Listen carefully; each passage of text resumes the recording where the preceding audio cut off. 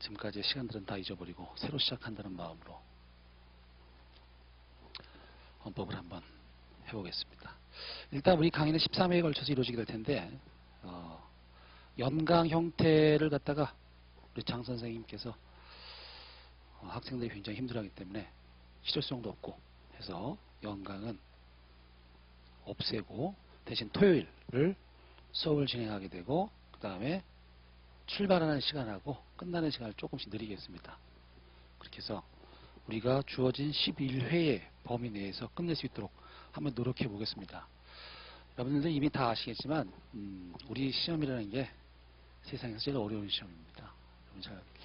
여러분 잘 모를 거예요. 제가 이제 회사 시험이 없을 때는 다른 쪽에 가서 좀 강의를 하게 되는데 법무사라든가 아니면 공무원이라든가 세무사 이런 쪽에 가서 이제 헌법을 가르치다 보면 그쪽은 이제 객관식만 하죠.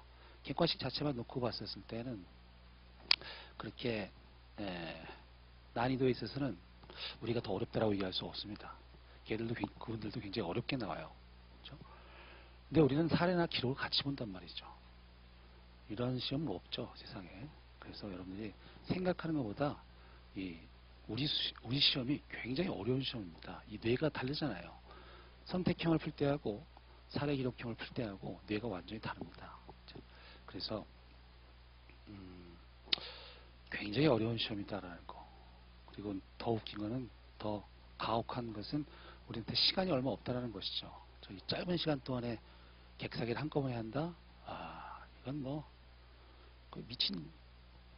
미친 시험에 수험에 가깝다라고 생각하면 되겠습니다. 그래서 어떻게 해야 돼요? 열심히 해야죠.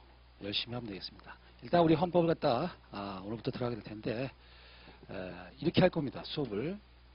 수업 시간 내에 최대한의 이해를 바탕으로 해서 정리까지 하겠습니다. 알겠어요? 그래서 수업 시간에 정리하는 것은 시험에 나온다라고 생각하면서 정리로 끝을 냅니다. 그리고 잘 정리를 해 두셔야 돼요. 책에다가 표시해 둬야 됩니다. 여러분들이 앞으로 헌법을 볼 시간이라는 것은 몇 번 안 되죠. 그렇죠?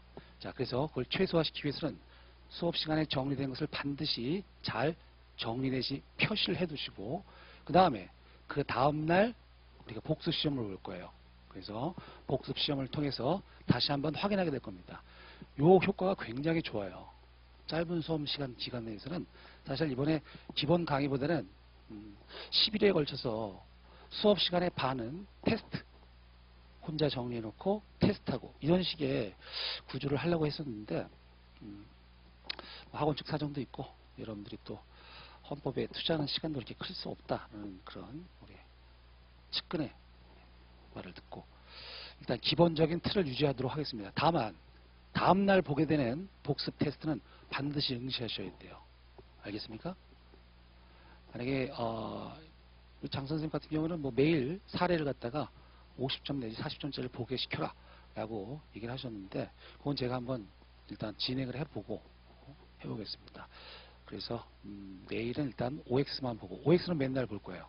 OX는 맨날 보는데 짧은 시간 동안에 다수의 지문에 OX를 걸러내는 연습을 하게 되면 객관식에 대해서 자신이 없으셨던 분이라든가 이런 분들은 확 자신감이 생기게 될 거예요. 분명합니다. 그건.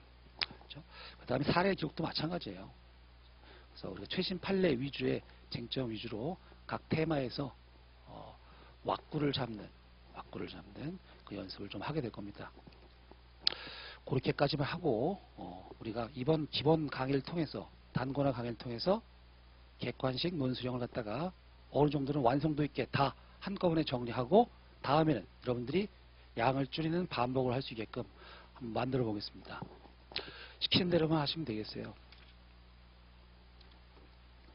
그래서 일단 우리 뭐 헌법을 처음 공부하시는 분들은 안 계시죠? 그렇죠? 예, 그렇죠.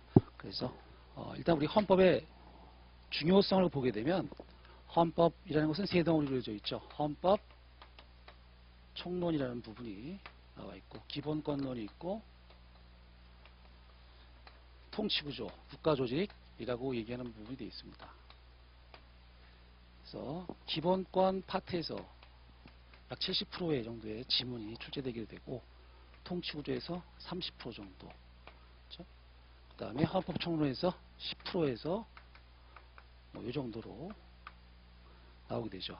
근데 사실상 이 기본권이라는 것은 헌법재판소 판례죠. 그렇죠? 헌법재판소 판례가 대부분의 지문을 이루고 있습니다. 얘는 이 전편에 걸쳐서 헌법재판소의 판례 형태로서 다 녹아져 있어요. 그렇기 때문에 형식상 분리하게 되면 이 정도밖에 안 된다는 얘기예요. 무슨 소리인지 아시죠? 그래서 우리 무조건 기본권부터 나가야죠. 그렇죠? 기본권부터 나가서 빨리 70점 얼른 확보하고 그 다음에 이제 70점이 확보가 될려나 모르겠지만 아무튼 70점을 그만큼 중요하니까 여기서 먼저 시작을 하겠습니다. 그리고 일단 출제 유형별로 접근 방식을 한번 생각해 보게 되면 일단 객 같은 경우에는 툭 치면 탁 튀어나올 정도의 그런 선명한 지식을 만드는 작업을 하셔야 됩니다. 그래서 민사나 형사는 굉장히 다르죠. 헌법하고는. 텍스트를 읽는 방식이 달라요. 알겠어요? 그 긴 지문을 토시나 조사까지 다 뜯어보면서까지 할 수가 없어요. 그렇죠? 그럼 어떻게 돼요?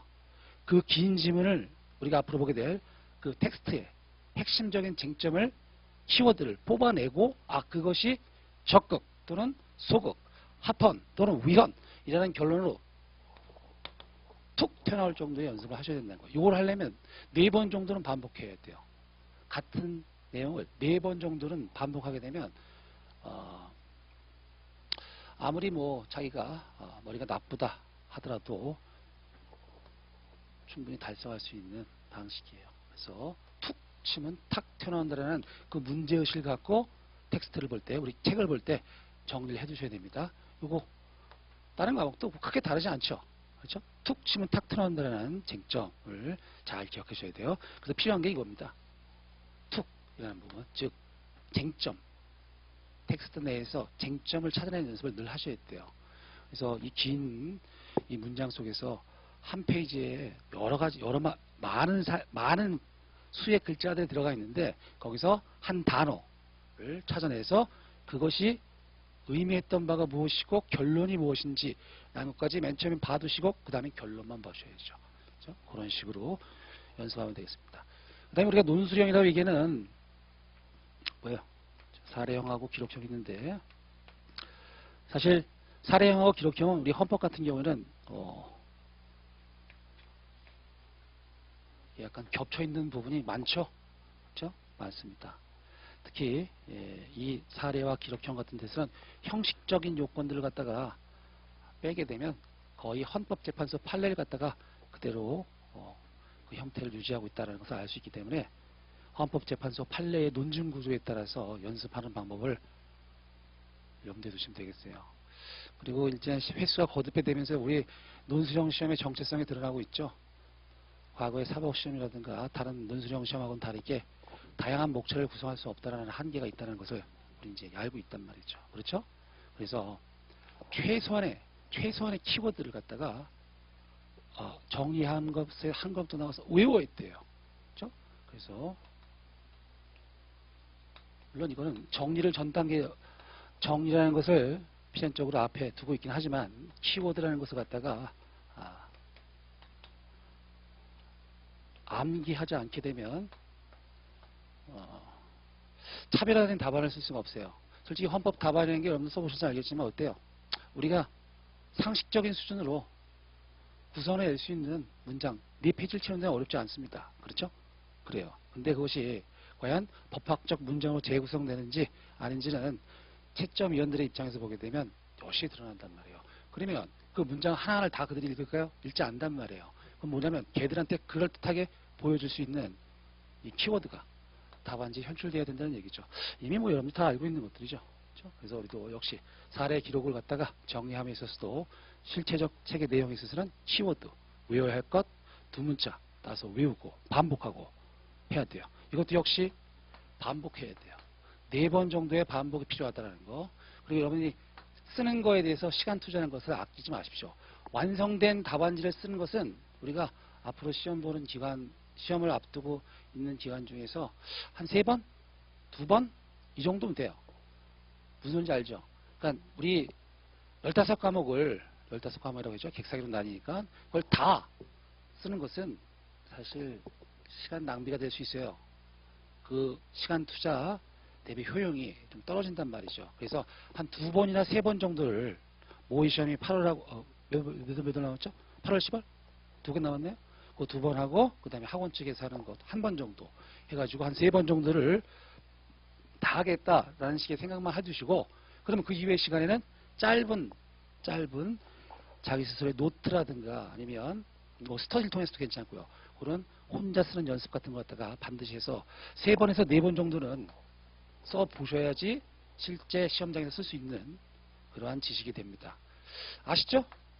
다 우리 경험적으로 알 수 있는 것들이었어요. 됐죠? 자, 이렇게 해서 우리가 어떻게 정리해야 되는지, 수업을 진행하는지를 한번 봤고요. 자, 들어갈까요? 기본권을 들어갑니다. 82페이지에 쭉 넘어가셔서 기본권의 본질과 성격부터 들어가겠습니다. 앞에 부분은 볼 필요 없습니다. 자, 헌법이라는 것을 맨 처음에 보게 되면 헌법이라는 것은 국가의 기본법이죠. 국가의 기본법. 이렇게.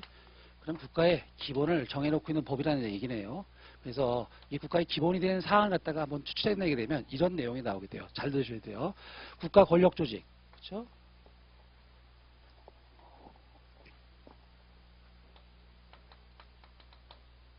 권력 조직, 권한,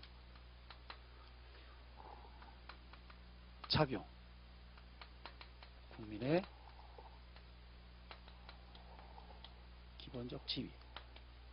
이게 바로 국가라는 공동체에 있어서의 핵심적인 사항이에요. 마치 형법에 있어서 범죄와 형벌과 똑같은 거예요. 그래서 어떤 분이 한번 물어보시더라고요. 왜 헌법을 우리가 공부하는데 부속법령을 왜 공부해야 되느냐라고 얘기하는데, 이게 바로 실질적 의미의 헌법의 개념입니다. 그래서 헌법 전만 우리 헌법학의 연구 대상에 들어가는 것이 아니라 그 헌법을 갖다 구체화시켜 놓고 있는 법률까지, 부속법률까지 헌법학의 연구 대상으로 들어오게 되는 거예요. 그래서 국가의 기본이라는 사항을 갖다가 징표하는 말은 이겁니다. 됐어요? 국가 권력 조직, 권한, 작용, 그리고 국민의 기본적 지위에 관한 법규범의 총체, 그것이 바로 헌법이다라는 거예요. 됐어요? 자, 이제 이것도 도식화하면 이렇게 되겠죠. 국가 권력 조직을 하게 되면 입법권이 있겠고, 그 다음에 행정, 그 다음에 사법권이라는 게 있고, 이 각각 권력을 갖다가 조직을 한 다음에 각각 상위한 국가기관에다 두죠. 그래서 국회, 정부, 법원 이걸 먹는 겁니다. 그렇죠? 그래서 국회, 정부, 법원. 그 다음에 이제 나오게 된 것이 작용이죠. 국회는 법률 작용을 하게 되고, 정부는 집행, 처분이라는 작용을 하게 되고, 법원은 재판이라는 작용을 하게 된다. 그래서 국민이 나오게 되고, 요게 이제 헌법이 규율하게 되는 사실관계입니다. 민법이라는 것이, 형법이라는 것이 규율하는 사실관계에 있는 것처럼 헌법이 규율하는 사실관계도 이게 되는 것이죠. 그래서요. 자, 근데 문제는 뭐냐면 주와 부로 나누셔야 돼요. 요거 정부가 하는 이 집행작용, 처분은 되게 뭡니까? 우리가 행정법에서 다루게 되는 거예요. 요것은 사법적 구제를 어디서 하게 되냐면 되게 법원에서 하게 됩니다. 그렇죠? 취소소송 어디에? 행정처분에 대해서 다투는 거는 법원에 가서 하잖아요. 그렇죠? 그래서 헌법재판소법에서는 요거 갖다가 보충성 원칙에 의해서 법원으로 다 보내버려요. 그래서 우리가 헌법재판소 판례를 통해서 보게 되는 것은 굉장히 드문 법현상이에요. 여러분 처분의 위헌성에 대해서 판단하는 판례 보셨어요? 거의 없죠? 없단 말이에요. 그 다음에 법원 역시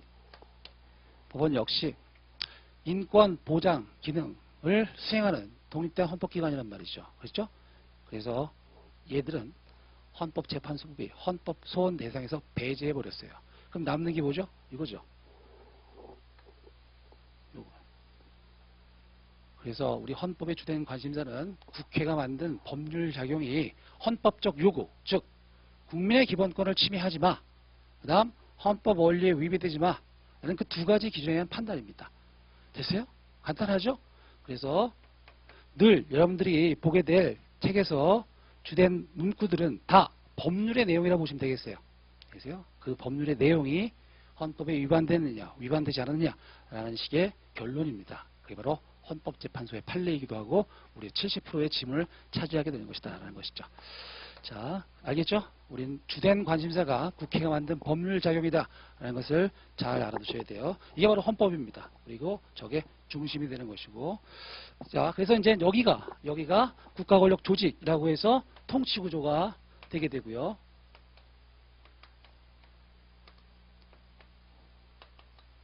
헌법 제40조부터 쭉 나가게 되는 겁니다. 통치구조.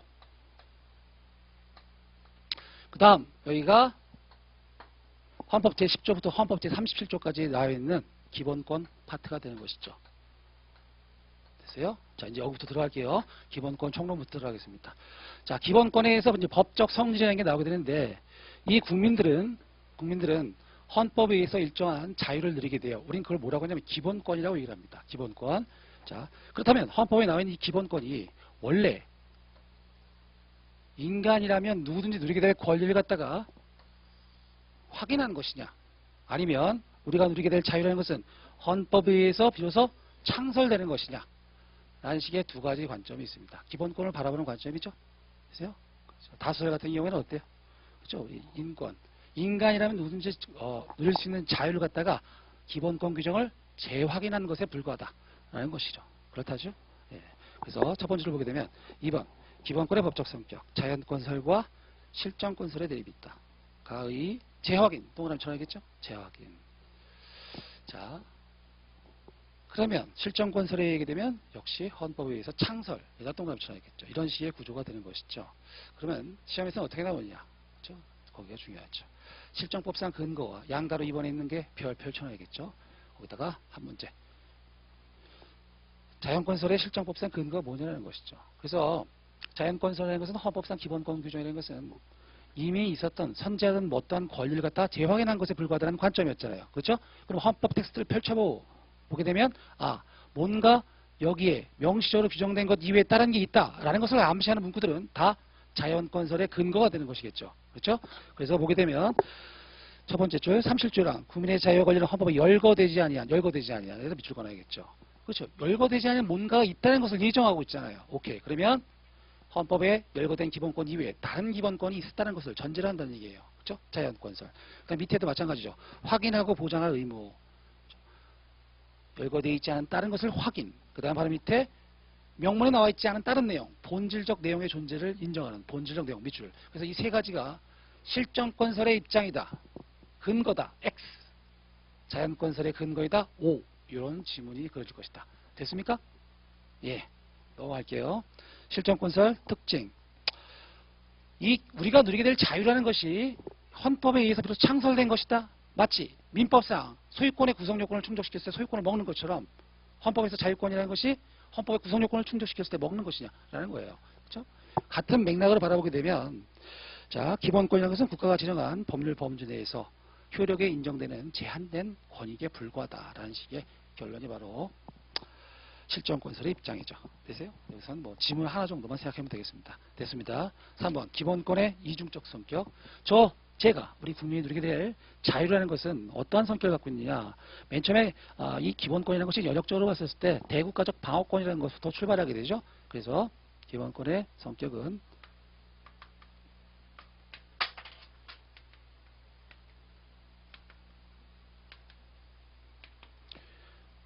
국가에 대해서만 주장할 수 있는 공법상 권리다. 대국가적 방어권, 대국가적 공권. 이게 바로 기본권의 애초에 의미가 있는 내용이었습니다. 그렇죠?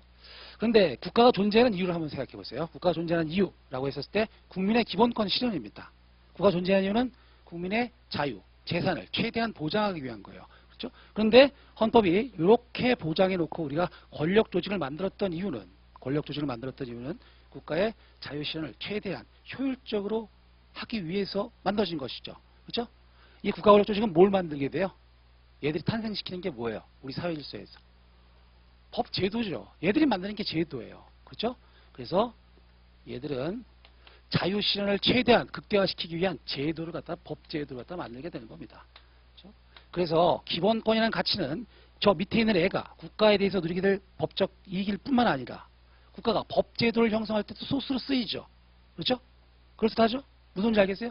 여러분들이 보게 되는 법률이라든가 각종 재판이라든가 정부의 집행 이런 것들은 다 뭐예요? 이것은 바로 기본권을 실현하기 위한 자용이에요. 그렇기 때문에 기본권이라는 것은 이렇게 개인이 누리게 될 대국가적 방어권의 성격뿐만 아니라 객관적 가치로서의 측면도 있다. 기본권이 두 번 쓰인다는 거예요. 국가생활 영역에서. 그렇죠? 이중적 성격. 그렇죠? 자, 그래서 대국가적 공권에서 출발해서 객관적 가치 질서로서의 성격을 갖게 되었다. 그래서 기본권은 제가 누리는 자율 뿐만 아니라 국가가 법제도 형성할 때도 쓰이게 되는 소스다. 이렇게 생각하면 되겠어요. 객관적 가치로서의 측면도 있다. 자, 그래서 3번을 보게 되면 기본권의 이중적 성격. 기본권은 주관적 권리, 객관적 질서로서의 성격을 가진다라는 식의 얘기가 나오게 되고 판례, 별표를 쳐놔야겠죠. 별표. 자, 직업의 자유라는 권리, 기본권은 얘가 대국가적 공권으로 가지는 측면은 이것이죠. 직업, 생활수단성, 계속성, 성질 종류 무관, 즉 돈벌이의 수단이죠. 그 직업을 갖다가 주관적으로 누린다는 것은, 주관적 공권을 누린다는 것은 뭐요? 먹고 산다는 거예요. 그리고 그 과정에서 자신의 개인적 가치, 개성의 발현이라는 게 일어나게 된다라는 거예요. 그래서 대국가적 공권으로서의 성격을 가질 뿐만 아니라, 자, 그 결과 그거를 위한 법제조도 형성이 되게 되고 얘들의 실현의 결과 그러한 법질서에서 사회적 시장 경제의 질서라는 것을 형성하는 데 일조하게 되죠. 그렇죠? 그렇기 때문에 기본권의 이중적 성격이 여기서 드러나게 된다는 거죠. 그걸 인정한 판례 판시 태도에 불과한 겁니다. 그래서 지문은 직업의 자유라는 것은 주관적 공권에서 성격을 가질 뿐 객관적 가치 질서로서의 성격은 없다. X. 이 정도의 의미만 있다. 됐어요? 그래서 두 군데처럼 되겠습니다. 두 번째 줄. 주관적 공권, 맨 마지막 줄. 사회적 시장 경제 질서. 이게 두 가지 밑줄 그어놓고 넘어가면 되겠죠. 84번. 84페이지. 그래서 기본권이라는 것이 이 밑에서 제가 갖고 있는 권리로서의 성격뿐만 아니라 객관적 법 질서의 구성 요소로 쓰이게 되게 되면 어떤 현상이 초래되느냐. 이 기본권은 필연적으로 상대권, 즉 국가에 대해서만 준할 것이 아니라 보편적 효력, 물권적 효력을 갖는다고 생각하면 돼요. 그래서 국가 구성원 전체의 구속을 하게 된다는 식의 보편적 효력, 방사적 효력을 갖게 된다라는 식으로 연결이 돼요. 객관적 가치질서의 성격을 이겨내면 기본권의 보편적 효력을 인정하게 돼요. 대국가적 방어권은요. 이건 채권 같은 거라고 생각하면 돼요. 상대권. 국가에 대해서만 주장할 수 있고 국가만 침해할 수 있고 라는 식의 채권적 성격이 있다가 객관적 가치 질서로서의 성격을 인정하게 84페이지요. 객관적 가치 질서로서의 성격을 갖게 되면 보편적 효력을 갖게 된다. 따라서 국가 공동체 구성원 전 구성원을 구속하게 된다라는 거예요. 그렇죠?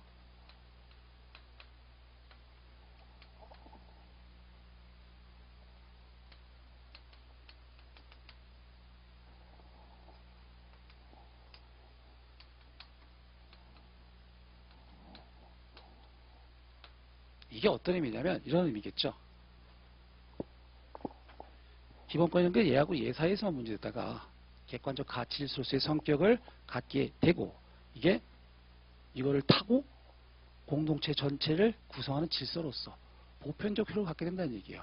그러면 기본권이라는 가치에는 상대방인 얘만 구속되는 것이 아니라 누도 다른 사인, 또 다른 사인도 기본권이라는 가치에 구속이 되어야 한다는 얘기예요. 그래서 기본권을 지켜야 한다. 기본권을 침해해서는 안 된다. 라는 식의 수범은 누구누구 국가뿐만 아니라 사인도 지게 되는 논리로 가게 되는 것이죠. 이해가시죠? 그래서 이렇게 되는 것이 기본권이라는 가치는 저기만 놓여있는 게 아니라 위아래만 놓여있는 게 아니라 사인 상호 간에도 놓이게 되는 대사인적 효력으로 연결이 되죠. 기본권이라는 가치가 대사인 간에도 놓이게 된다면 어떤 논리도 가능하게 되면 기본권의 침해 주체로서 사인이라는 것이 설정이 될 수 있게 되는 거예요. 그렇다죠? 그렇죠? 네. 그러면 어떤 개념 도구가 나오게 되냐면 기본권 보호 의무라는 게 나오게 돼요. 자, 기본권 보호 의무. 국가가 사인에 의해서 기본권이 침해되는 것으로부터 보호해야 할 의무를 얘기하게 돼요. 그래서 기본권 보호 의무라는 개념은 알아두셔야겠죠. 사인에 의한 기본권 침해로부터 국가가 적극적으로 보호할 의무를 말해요. 따라서 이 개념도가 성립되려면 뭐가 필요해요? 침해의 주체로서의 국가가 아니라 사인이 형성이 돼야 돼요. 그렇다죠.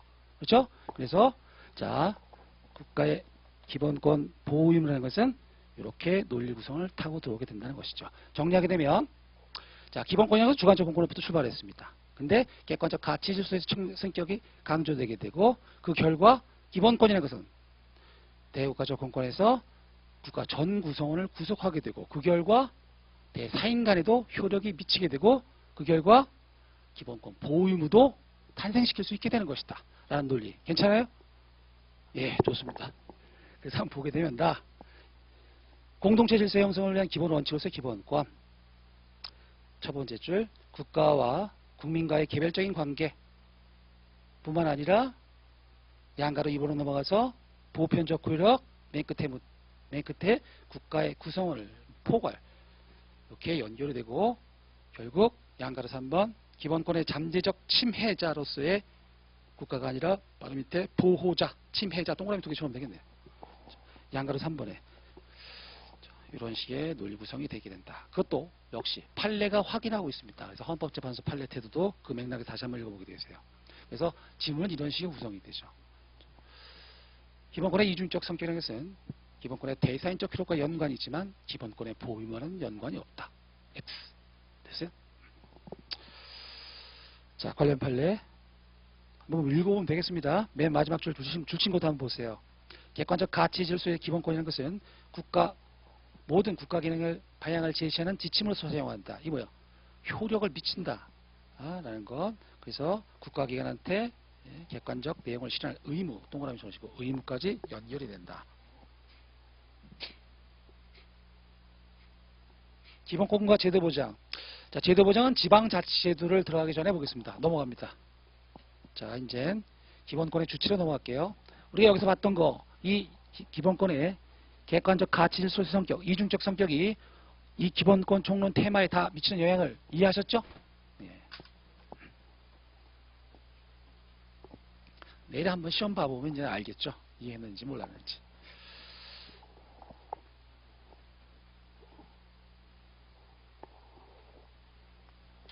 그래서 여러분 머릿속엔 늘 국회가 만든 법률과 얘가 했던 이 작용과 그로 인해서 제한받게 되는 국민의 기본권, 이게 늘 구려져 있어야 돼요. 이게 바로 뭐냐면 심판 대상이에요. 심판 대상. 심판 대상이 굉장히 중요합니다. 그렇죠? 여러분 시험에서 다른 시험에서는 안 나오는데 우리 시험에서 나오는 게 뭐예요? 심판 대상의 확정이라는 테마가 나옵니다. 그렇죠? 그래서 국회가 만든 그 많은 법률 중에서 지금 우리가 문제 삼고 있는 것이 어떠한 심판 대상 조항인지를 뽑아내는 연습을 늘 해두셔야 돼요. 이 그림을 늘 그려두십시오. 자, 이제 기본권의 주체부터 보겠습니다. 기본권의 주체. 이 자유 영역을 누가 먹느냐의 문제죠. 그렇죠? 그래서 출발은 자연인인 국민으로부터 출발한다. 자, 그래서 국민의 대칭된 개념으로 외국인이라는 게 나오게 되죠. 여기가 첫 번째 테마죠. 자, 외국인. 얘가 원칙적으로 먹는 애인데 자유를 누리게 될 때 이 외국인, 즉 대한민국 국적을 갖고 있지 아니한 애들을 외국인이라고 얘기하죠. 그렇죠? 무국적자도 외국인입니다. 얘들한테도 과연 기본권 주체성이 인정될 수 있겠느냐? 명문의 규정 있나요? 없어요. 그래서 해석론이 나오게 되는 겁니다. 자, 굉장히 중요하죠. 우리 시험에 한번 나온 적이 있는데, 기록적에서 한번 나온 적이 있는데 또 나올 수 있습니다. 사례형에서 또 나올 수 있어요. 외국인의 기본권 주체성을 인정할 수 있겠냐? 첫 번째 문제점.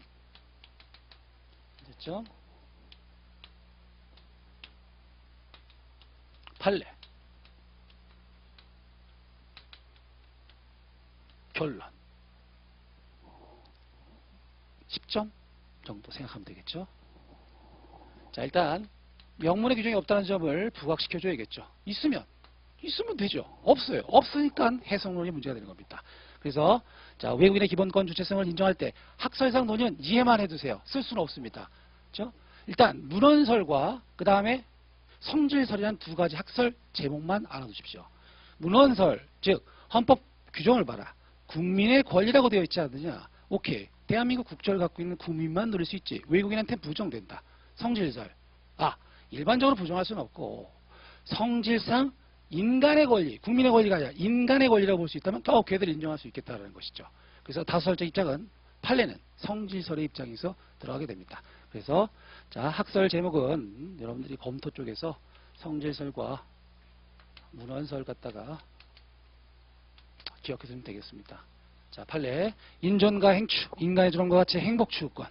자, 림기 판례 써야 됩니다. 이거 한번 써보십시오. 집에 가서 반드시 써야 돼요.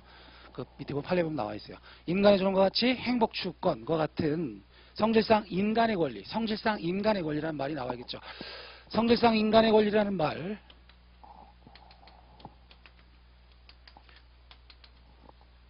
이거를 볼 수 있다면 외국인한테도 인정될 수 있다. 다만 참정권 등과 관련한 성질상 제약, 상호주의에 따른 제약이 있을 뿐이다 라는 판례를 그대로 토해 놓으셔야 돼요. 자, 이거는 시험에 반드시 쓰게 될 것이다 라고 생각하고 외워두십시오. 됐습니까? 자, 그 밑에 보게 되면 이걸 갖다가 주체성의 논의로 다루지 말고 일단 주체성은 모두 인정하되 그 다음 제한의 문제에서 다루자라는 논의가 나오게 됩니다. 거기다 별표 쳐두시고 나중에 한번 읽어보십시오. 판례가 이 입장으로 봐도 무관한 판례들이 굉장히 많아요. 그래서 이게 이제 판례 백성에 나와 있는 그 평석인데 잘 기억해 두세요. 한번 읽어보시고 근데 한 번만 읽어보십시오. 쓸 수는 없어요. 자, 성질상 인간의 권리만 머리다 빡 박아두면 돼요. 그래서 이제 우리가 보게 되면 문제점, 문제 학설, 문헌 동그라미 나 기본권의 성질 동그라미 넘어가겠습니다. 판례 넘어가시고 이거를 외워둘 수는 없겠죠. 라 검토 판례 여러분들 쓸 때 가장 구체적인 문구가 나오는 판례를 외우십시오. 추상적인 문구 나오는 거 말고 알겠어요? 구체적 사건성이 드러나는 판례 그런 것들을 외워두시게 되면 가점에 도움이 되죠. 넘어가시고 검토 자 밑줄 세계주의 내지 국제협조주의를 표방하고 있는 헌법 전문가와 상호주의를 갖고 있는 헌법 제6조 2항 밑줄 논거를 써줘야지 매끄럽게 쓸 수 있습니다. 그래서 성질상 인간의 권리라는 거 인정할 수 있으면 외국인한테도 인정하면 좋겠는데 그 논거가 뭔데 라고 했었을 때 헌법 전문에 보게 되면 이제 세계 평화 이런 걸 얘기하고 있단 말이죠. 그래서 그 두 가지 논거 정도만 알아두면 되겠습니다. 그렇다죠. 네, 넘어가겠습니다. 그리고 다만 여기다 별표 쳐주시고 나중에 한번 읽어보십시오. 넘어가겠습니다. 자, 포스트잇을 하나 띄어다가 여기다 붙여놔야겠죠. 판례 박스. 한 문제 여기서 나오겠죠. 객관식 받칩니다. 그래서 1번 판례를 암기, 리딩 판례. 넘어갈게요. 2번 판례가 과거에 많이 나왔던 판례인데 이건 한번 읽어보십시오. 주인공은 산업연수 체제자격 외국인이에요. 동그라미 쳐놓고 한물 간판례이긴 하지만 가끔 나와요. 쉽게 해서 이분들 같은 경우에 근로자성을 갖다가 인정받게 되면 이분들 근로하면 돼요, 안 돼요? 취직하면 안 되죠. 연수원으로 하는데 뭘, 그렇죠? 근데 해요. 해다 걸리죠, 그렇죠? 근데 실질적으로 근로를 제공하고 돈을 받았어요. 그러면 걔들이 이렇게 국가 법 정책에 의한 취업 자격은 없다 할지라도 뭐요? 실질적 근로를 제공하고 돈을 받았으면 근로자라는 거예요. 그러면 걔들한테도 근로기준법 적용되고 산재보호법도 적용되고 이런 구조로 가야 되는데 이게 배제가 돼 있었단 말이죠. 당연히 위헌이죠. 그렇죠? 그래서 그건 뭐 뒤에서 계속 반복될 테고 문제는 3번이죠. 별표 근로의 권리. 근로의 권리라는 것은 근로 노가다예요. 노가다 뛸 기회를 요구할 수 있는 권리다라는 것이 바로 근로의 권리예요. 이제 우리가 기본권 파트를 보게 되면 근로의 권리 가장 먼저 자유권적 기본권이라는 게 나오게 되고 그 다음에 청구권적 기본권, 사회권적 기본권 그냥 들어만 주세요. 이런 식의 큰 카테고리로 나누게 되는데 이게 바로 사회적 기본권에 나오게 되는 겁니다. 자유권적 기본권은 어떤 거예요? 국가는 방해하지 마. 우리가 자유롭게 누린 것을 건드리지 마. 라는 측면에 형성되어 있는 기본권이고 그 다음에 청구권적 기본권인 것은 그런 자유를 실질적으로 보장해주기 위해서 국가에게 대해서 침해가 되었을 때 일정한 행위를 요구할 수 있는, 청구할 수 있는 권리를 청구권적 기본권에서 논하고 있고 사회적 기본권이라는 것은 이런 선언적인 것만으로는 자유가 보장되지 않는다. 그렇기 때문에 국가의 급부가 필요하다라고 해서 국가의 구체적 급부를 요구할 수 있는 권리가 바로 사회적 기본권이에요. 사회적 기본권 같은 경우는 여러분 어떤 측면이 듭니까? 급부를 주려면 돈이 들죠. 재원이 필요하단 말이에요. 그렇기 때문에 원래는 외국인한테 인정하면 안 돼요.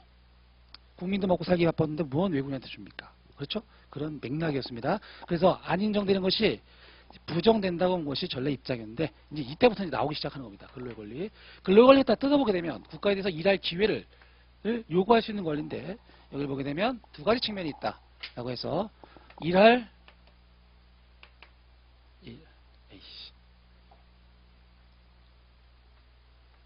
일할 자리, 일할 환경, 이라고 세밀하게 뜯어본 거예요. 일할 환경.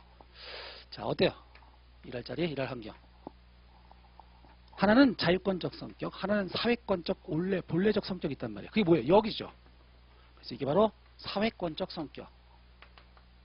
요거는 자유권적 성격으로 바꾸게 돼요. 이게 뭔 소리냐? 고용 증진 정책을 요구할 수 있는 권리, 일할 자리에 관한 권리. 이건 뭐예요? 국민한테만 인정할 수밖에 없어요. 법 정책에 의해서. 그렇죠?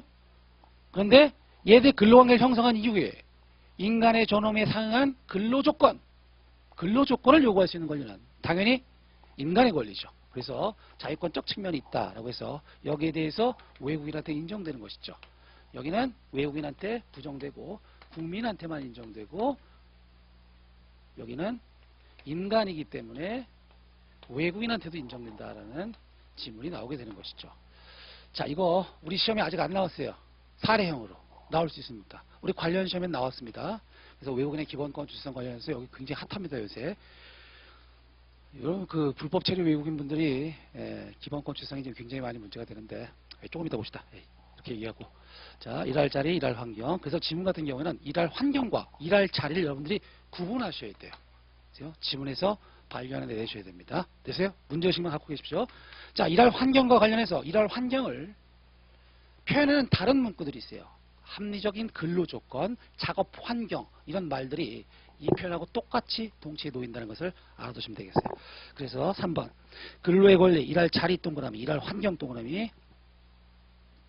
그래서 두 번째로 끝머리에 작업 환경, 정당 보수, 합리적 근로조건, 이 세 가지 다 체크해 두시고, 이것이 바로 일할 환경으로서 자유권으로서 외국인의 동그라미가 되는 것들이다. 되세요? 넘어갈게요. 그 다음에 밑에 줄 보게 되면,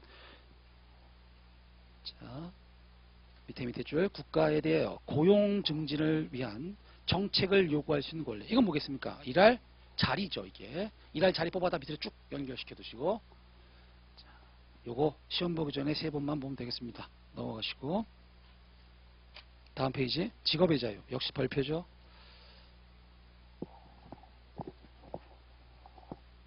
직업의 자유라는 것은 두 가지 측면이 있습니다. 직업, 돈벌이 수단을 얘기합니다. 이거를 자유롭게 선택해서 자기가 원하는 방식으로 수행하다가 마음대로 때려칠 수 있는 자유. 이게 바로 직업의 자유에서 보호되는 생활 영역이에요. 되세요? 이 직업의 자유 같은 경우는 특히 국가의 자격정책, 입법정책과 연관고리가 크다는 거예요. 법률로 인정하게 되면 인정이 되고, 인정하지 않게 되면 인정될 수 없는, 성질상 국민의 권리예요. 그렇죠? 외국인한테 인정될 여지가 드물다라는 겁니다. 그래서 국민의 권리이기 때문에 외국인 X 이렇게 되는 것이죠. 자, 이제 문제는 뭐냐면, 근로의 기회, 직업에 적법한 직업을 취득하게 된 이후에 우리나라에 들어와서 근로를 제공하고 임금을 받아요. 그렇죠? 그렇게 됐었을 때 얘들이 그 근로 정당한 노동력을 인정받은 다음에 하다가 때려치고 나갈 수 있는 자유가 과거 판례에서 한번 다뤄진 적이 있습니다. 그래서 우리는 직장 선택의 자유라고 얘기를 해요. 이 두 가지만 구분해서 알아두면 되겠습니다. 직장 선택의 자유라는 것은 내가 근로기를 갔다가 그 다음에 하다가 맞지 않게 되면 딴 데로 옮길 수 있는 자유입니다. 종속적 근로. 여러분 직업의 자유는 개인 사업자를 대상으로 한다고 생각하면 돼요. 법인 사업자라든가. 이건 뭐야? 우리 취직하는 애들. 종속적 근로 가질 기회를 갖고 하다가 안 맞으면 때려치고 나갈 수 있는 자유. 그게 바로 직장 선택의 자유입니다. 이 부분에 대해서는 어떻게 됐을까요? 이 부분에 대해서는 외국인의 기본권 출생을 제한적으로나마 인정했단 말이죠. 성질상 인간의 권리로 봤다는 것이죠. 그래서 두 개를 나눕니다. 직업의 자유로부터 출발했다. 외국인 X. 근데 직장 선택의 자유로부터 지문이 출발하고 있다. 오케이. X. 이거는 긍정. 이렇게 두 가지를 나누시면 되겠습니다. 그래서 직장 선택의 자유 같은 경우는 내가 안 맞으면 때려치고 나가야죠. 그렇지 않겠어요? 예, 인간의 존엄과 같이 인간의 권리적 성격이 있습니다. 그래서 제한적으로 인정했었다. 이렇게 하면 되겠고요. 4번 별표 쳐놨죠? 굉장히 중요한 것이다. 그래서 여러분 지문 속에서는 국민이냐 인간이냐라는 것을 잘 구분해 내시면 되겠어요. 자, 그 다음에 5번 직장 선택의 자유. 심판 대상을 보셔야 됩니다. 외국인의 사업장 이동을 3회로 제한해요. 그래서 외국인 근로자가 우리나라에 들어와서 적법하게 들어와서 얘들이 3번까지는 바꿀 수 있습니다. 그 다음에 넘어가게 되면 본국으로 돌아가야 돼요. 그렇죠? 그래서 이것은 어떻게 되는 거예요? 직장을 옮길 수 있는 횟수를 제한했으니까 직장 선택의 자유 제한으로 연결됐던 것이죠. 그래서 외국인의 주체성을 인정했던 그런 식으로 갔던 겁니다. 그래서 양가를 1번 끄트머리 보게 되면 인간의 존엄과 가치 행복 추구과 밀접한 관련 동그라미, 밀접한 관련 동그라미. 그래서 성질상 국민이 아니라 인간이다. 그래서 밑에까지 한번 보시고요. 넘어가겠습니다. 6번 불법 체류 중인 됐어요? 6번으로 넘어갈게요. 불법 체류 중인 외국인의 기본권 취성. 자, 불법 체류 하는지 여부하고 인간인지 여부하고 연관고리가 있나요? 연관고리가 없죠. 그렇기 때문에 불법 체류 중인 외국인 같은 경우에도 기본권 취성 긍정. 그 다음 세 번째 줄을 보게 되면 신체의 자유, 주거의 자유 눈에 보입니까? 거기다 별 펼쳐놔야겠죠. 사실은 이 판례가 나오기 전에 선생님들께서는 다 개별 기본권에 대해서 이게 과연 성질상 인간의 권리냐 아니냐에 대해서 많이 얘기하고 있습니다. 그런데 그건 의미가 없죠. 헌법재판소가 확인한 것들은 반드시 외우셔야 돼요. 하나하나씩 뜯어갖고 알겠습니까? 그래서 신체, 주거, 특히 주거가 잘 나오죠? 별표 쳐두시고 그 다음 변조권, 재판청구권, 성질상 인간의 권리 오케이 얘들 인정된다. 그 다음 국가인권의 공정한 조사를 받을 권리 이건 헌법상 기본권인지도 해봐야 하다. X 조그맣게 X 줘도 되겠어요. 그 다음 7번 참정 이거 이제 옛날 판례입니다. 옛날 판례인데 최근에 한번 인용된 적이 있어가지고 7번 8번을 한번 체크해 주십시오. 요거는 이제 굉장히 포괄적으로 얘기했던 거예요. 그래서 한번 가볍게 보면 되겠고 7번 참정권 입국의 자유 X죠.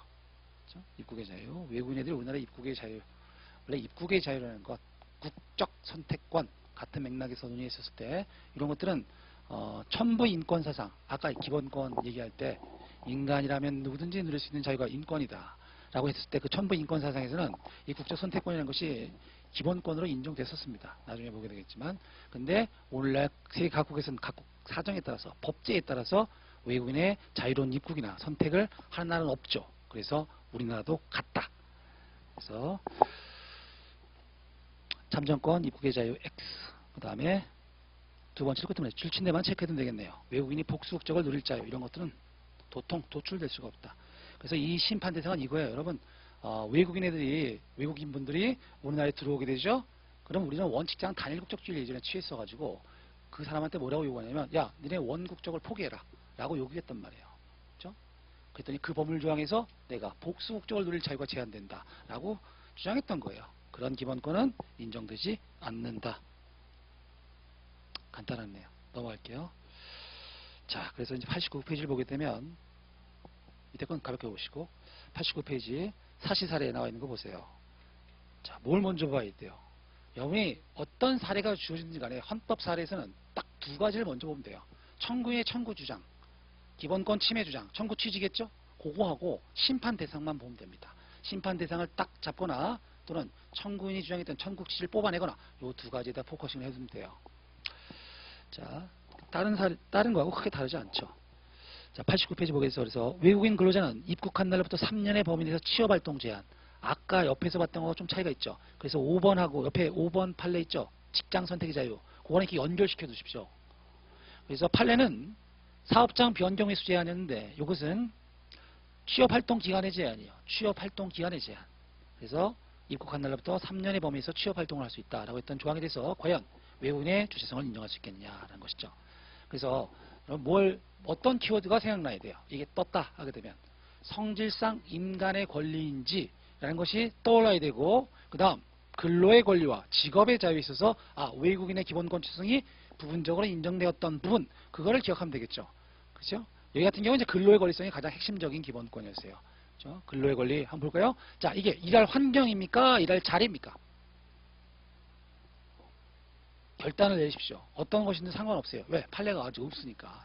알겠어요? 그래서 만약에 우린 적극 논증을 해야 됩니다.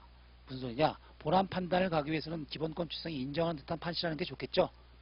적법 요건 당해서 알려서 뭐 하려고요? 그렇죠? 그래서 어떻게 해야 돼요? 당연히 일할 환경에 관한 권리다라는 것이죠. 들어온 이후에 얘가 일정 기간 동안 근로의 기회를 갖다가 나가라는 얘기를 하잖아요. 그렇죠? 그렇기 때문에 이것은 근로의 권리 중에서 일할 환경에 관한 것이다 라고 해서 주체성을 성질상 인간의 권리로 엮으면 되겠죠. 그렇죠? 예. 89페이지 맨 위에 그래서 다시 한번 보겠습니다. 3년의 범위활동, 문제 소재, 목차만 보십시오. 외국인의 기본권죄성, 근로의 권리, 4번 직업의 자유, 검토만 보면 되겠네요. 3번 다 검토. 이 사건 근로자 조항은 외국인의 취업활동 기간을 제한하는 것이다. 일할 환경이다. 따라서 성질상 자유권적 성격, 인간으로서의 권리의 성격, 주체성이 긍정된다. 라는 식의 논의로 연결되겠네요. 그래서 직업의 자유도 한번 봤고요. 자, 넘어가겠습니다. 다음 페이지 법인의 기본권 주체성.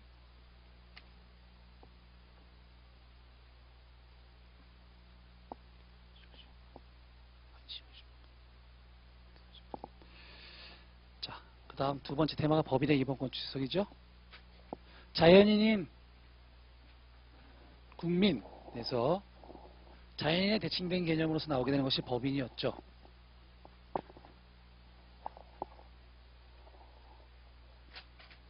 그래서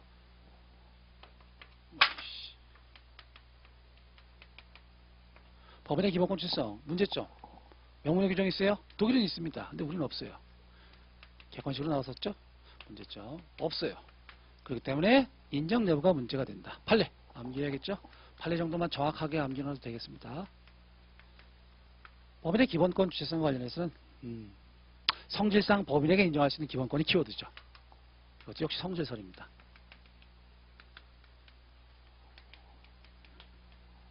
성질상 법인에게 인정될 수 있는 기본권이 인정되면 그것은 법인한테도 인정할 수 있겠더라 라는 거죠. 자, 그렇다면 성질상 법인에게 인정될 수 있는 기본권을 어떻게 논증할 건데요? 그래서 검토에다가 우리는 키워드를 하나 써놓습니다.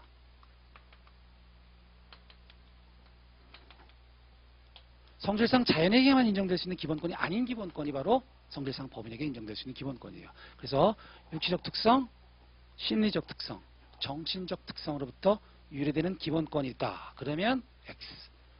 그게 아니다. 그러면 동그라미. 이렇게 되는 것이죠. 그래서 육심적이라는 말을 잘 알아두십시오. 그래서 이 키워드 두 가지만 알아두면 되겠네요. 법인의 기본권 주체성, 문제점, 학설 볼 필요 없죠. 판례. 성질상 법인이 누릴 수 있는 기본권은 당연히 법인에게 적용되어야 할 것이므로 이것도 한번 써봐야 됩니다. 뭐 어렵진 않죠. 이거는 성질상 법인이란 말만 나오면 되겠습니다. 별표 쳐주시고 그 다음 라 검토 보게 되면 일단 검토에서 논거를 한번 써야겠다라고 생각하게 되면 동그라미 1번 법인 자연인의 기본권의 행사를 용이하게 촉진 동그라미 바로 밑에 실체 동그라미 즉 법인이라는 것의 기본권 주체성을 인정해야 될 필요성은 그 구성원의 자유실현에 봉사하기 때문이죠. 이게 각각의 다른 학설에서 주장되는 건데 그 학설 이름은 쓸 필요 없겠고요. 이 정도의 문제의식만 갖고 있으면 되겠습니다. 두 가지 키워드 이해가시죠? 넘어가겠습니다. 그 다음 실제로 판례에서 사건에서 여러분들이 답안 쓸 때는 동그라미 2번이 제일 중요하죠. 그렇죠? 동그라미 2번에다 별표 쳐주시고 이거 육심정 써두세요. 육체적 특성, 심리적 특성, 정신적 특성 안 까먹겠죠? 네.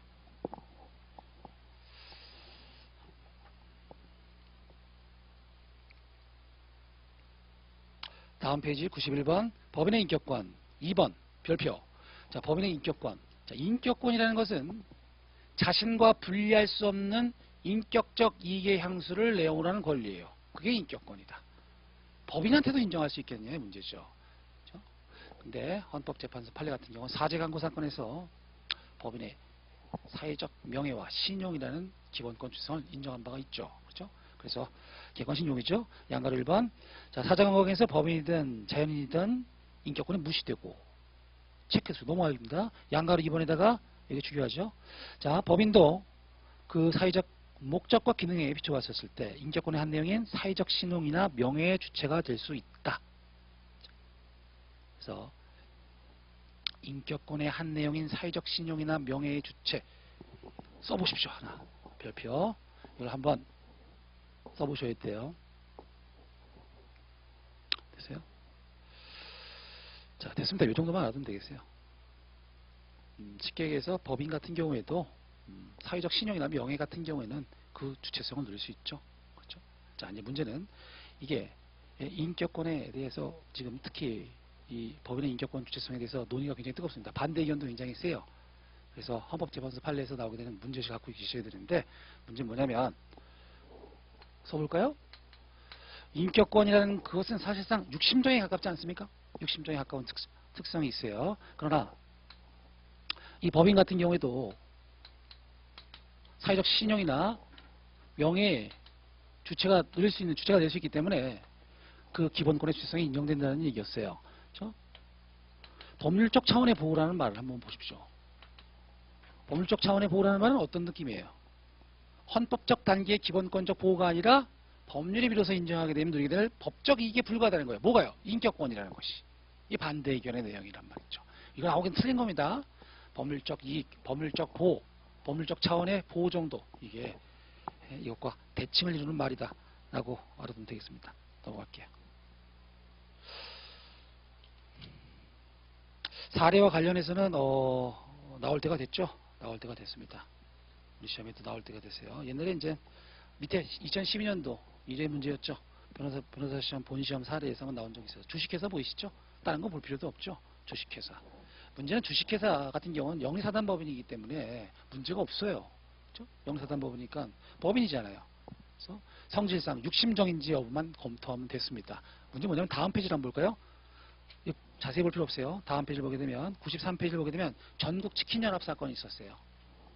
전국치킨연합 보이세요? 93페이지 두 번째 줄 전국치킨연합. 얘들은 비법인 단체, 적어도 법인인지 여부가 불분명했어요. 그래서 비법인 단체가 요새 이제 뜨겁단 말이죠.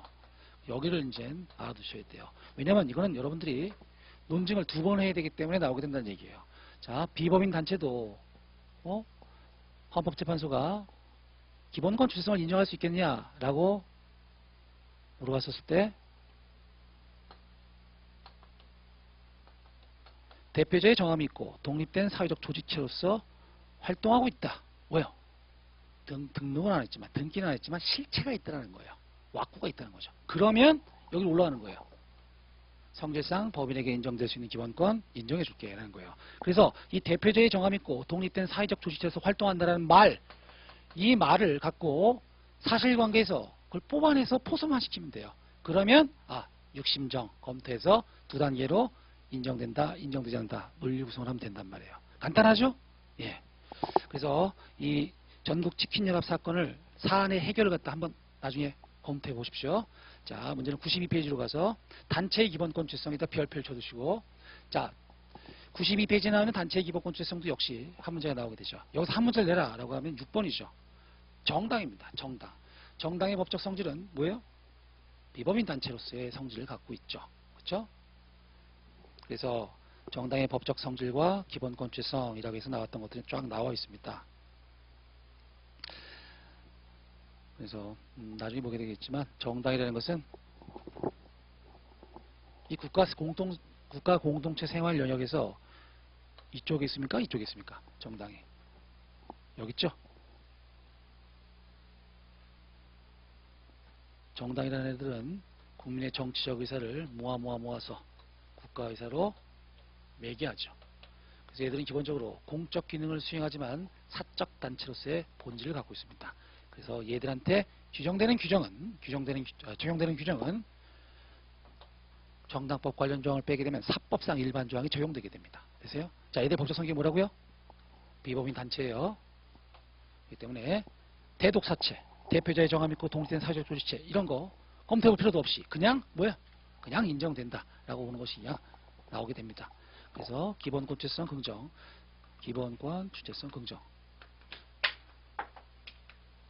자, 문제는 이게 등록 취소된 정당의 문제가 되는 겁니다. 등록 취소. 등록 취소된 정당 같은 경우에는 잘 활동하다가 너무 군소정당에 해당한다. 특히 여러분 헌법 본 지 오래됐죠? 헌법 언제 봤죠? 한 8개월? 7개월? 뭐 길게는 뭐 1년 넘게 2년 넘게 보신 분들도 계실 수 있겠죠. 그렇죠? 그래도 언젠가 한번 보신 적이 있으니까 얘기하다 보면 자꾸 연결고리가 생길 거예요. 그걸 자꾸 잡아내십시오. 자, 아무튼 등록 취소된 정당도 문제가 된다. 등록 취소된 정당 같은 경우에는 뭐가 있으면 되겠습니까? 얘들은 진짜 외형이 형식이 아무것도 안 남아있단 말이야. 그러면 이게 필요하죠. 대독사체가. 그래서 비법인 단체로서의 실질이라는 것이 유지되고 있음을 전제로 해서 성질상 법인에게 인정될 수 있는 기본권 얘들한테도 인정할 수 있게 된다라는 구조가 되겠죠. 그래서 여기서 우리가 정리하게 되면 양가로 1번 별표 쳐두시고 정당의 법적 성격에 대한 일반론입니다. 법적 성격, 맨 마지막 사적 단체다라는 거. 그 다음 2번 넘어가시고 양가로 3번 별표 쳐두시고. 그래서 예를 물어볼게요, 여러분. 옛날에 진보신당이 그 FTA 관련해서 그러한 국가 공권력 채용이 국민의 생명신체, 기본권 침해 주장을 하게 됩니다. 정당한테 생명신체에 관련된 기본권 죄성, 청구인 능력을 인정할 수 있나요? 안 되죠. 육심정이 아니잖아요. 그것이 한번 시험에 나왔다는 것이었죠. 그런 식의 맥락이다. 이렇게 알아두면 되겠습니다. 양가로 3번. 청구인 진보신당 동그라미 넘어갈게요. 네 번째 줄 끄트머리에 생명신체의 안전에 관한 것 밑줄그으면 되겠죠? 그래서 정당 그 다음에 생명신체 안전 오케이. 요 두 가지 X 이렇게 해두면 되겠네요. 넘어가시고 8번 판례. 요 판례는요 3인당하고 사회당 두 가지가 있거든요. 동그라미 두 개 쳐놓으세요. 얘를 둘 다 등록 취소된 정당이었어요. 근데 녹색 3인당 사건에서는 얘는 등록이 취소된 정당이므로 기본권 취소는 없어 이렇게 얘기해버렸고요. 그 다음에 3인당 사건에서는 등록 취소된 정당이지만 비법인 단체로서의 실질을 갖고 있으면 얘를 기본권 취소성 인정돼 이렇게 했었던 적이 있단 말이에요. 그래서 이것은 명확하게 구분할 수 있는 단초는 없습니다. 그냥 제목으로 알아두십시오. 그 다음에 심판 대상으로 삼았던 조항 정도만 해서 구분해 두십시오. 여기까지 묻지는 않겠지만 녹색 3인당은 노죠. 노니까 부정된 거죠. 그렇죠? 그 정도만 알아두십시오. 됐어요. 그 위에 거는 한번 가볍게 보십시오.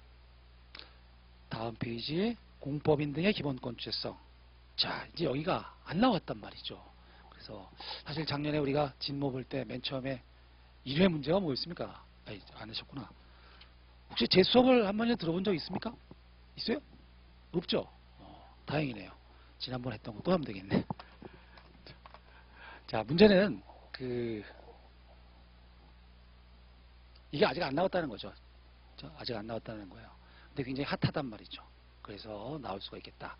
자, 일단 법인에서 한 단계 더 들어가게 되면 비법인 단체가 나오게 되고 얘들은 기본적으로 사적 단체들이에요. 그렇죠? 근데 여기서 한 건 더 나가면 돼 뭐예요? 공법인 등이 나오게 되는 겁니다. 그래서 공법인 등의 기본권 주체성이에요. 공법인 등. 자, 키워드 2개.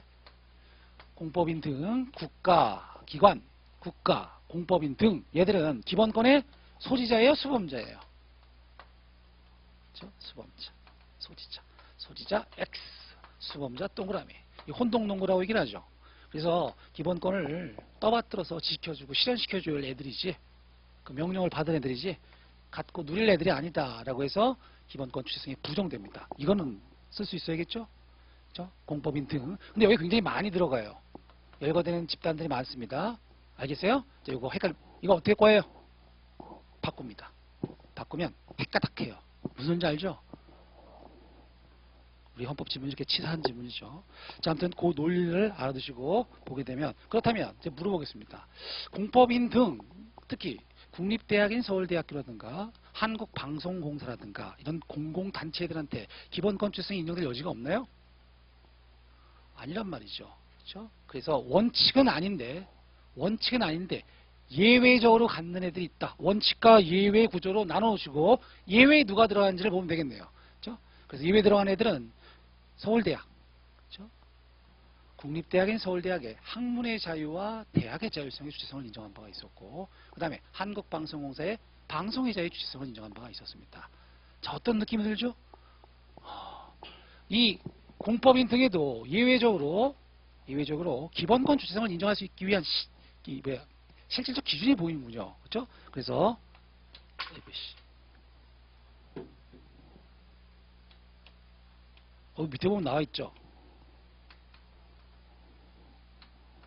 독해바지.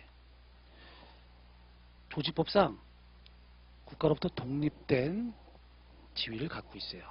그 다음에 기본권에 의해서 보호되는 실현 영역에 속해 있어요. 걔들이. 그 다음에 국민의 기본권 실현의 이바지예요. 이 멋있죠? 멋있단 말이에요. 그래서 서울대학교도 마찬가지였고 한국방송공사도 특히 마찬가지였죠. 걔들 같은 경우는 독자적으로 조직법상 분리되어 있고 그 다음 기본권 보호 영역에 즉 학문의 자유나 방송의 자유에 연결고리가 있잖아요. 속해 있죠. 그렇죠? 그 다음 걔들이 자라게 되면 국민들은 TV를 밤낮 잘 볼 수 있게 되고 학생들이 열심히 공부할 수 있게 해야 되고 이렇게 된단 말이에요. 즉 국민의 기본권 실현에 이바지한단 말이에요. 그래서 독해바지라는 이런 예외적 기준이 암기를 해둬야 됩니다. 암기. 그래서 일단 만약에 공법인 등이라는 것이 사례 쟁점으로 잡혔다라고 했었을 때는 걔들이 정통 공법인인지 아니면 이렇게 예외적으로 방송의 자유나 대학의 자유, 학문의 자유를 누릴 수 있는 그 애들인지를 나눠서 접근하면 되겠습니다. 그리고 떠오를 거는 수범자, 소지자, 독해바지 이 두 가지만 머리다 꾹 아이고 힘들어 박아두면 되겠네요.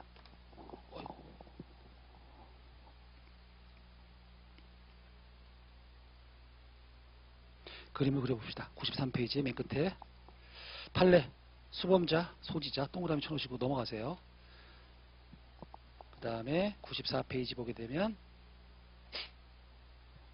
국립대학인 서울대학교 넘어가시고 밑에 다 검토 두 번째 줄것들에 속해, 이바지, 독립 세 군데가 체크하면 되겠네요. 한번 이 두 문자 갖고 말을 한번 꼭 만들어 보십시오. 알겠습니까? 두 문자 굉장히 우리 마음의 부담을 덜어줍니다. 그런데 두 문자만 생각나면 답안지에다 두 문자만 쓰면 선생님들이 당황하죠. 그 옛날에 여기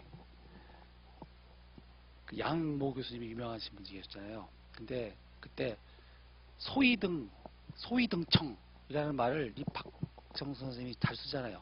그분이 처음 썼어요. 그걸 수업하면서 그 압축어를 갖다. 근데 답안지에 애들이 그걸 쓴 거예요.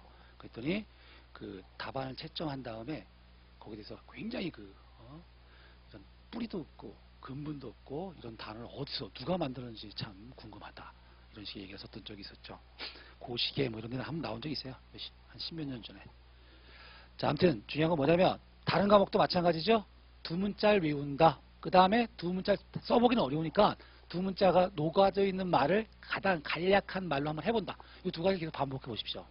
뭐 말할 때마다 바뀔 거예요. 그래도 계속 그 작업을 하게 되면 쓸 수 있게 잘 있게 되는 거죠. 두 문자가. 됐어요. 넘어갈게요. 자, 5번. 5번이 더 중요하죠. 5번은 그래서 조금 쉬었다 하겠습니다.